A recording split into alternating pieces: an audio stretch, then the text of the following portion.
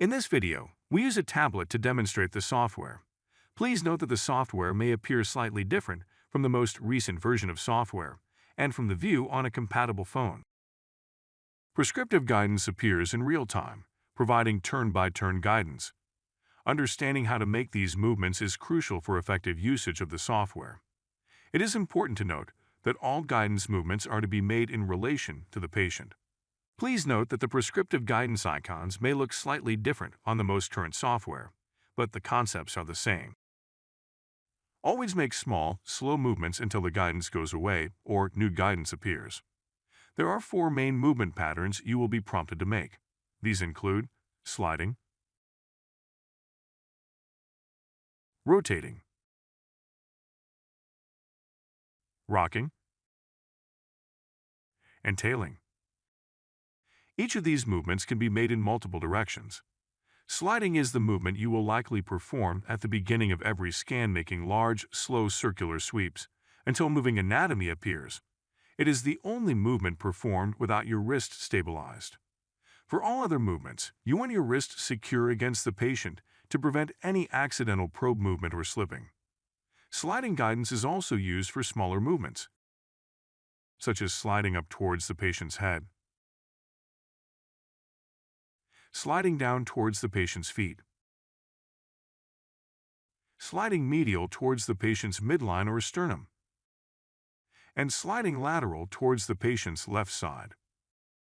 Rotate is another guidance prompt. Since it is a fine movement, make sure to stabilize your wrist and hold the probe close to its face for maximum control. The 2 directions for rotating are clockwise or to the right,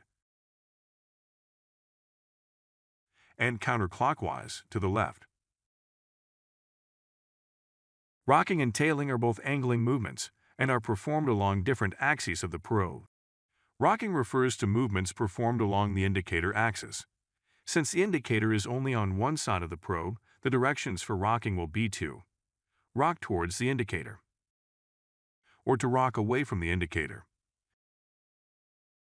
Tailing is the second angling movement that is performed along the non-indicator axis.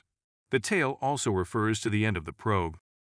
You can make tailing movements in 4 different directions, depending on the view you are trying to acquire.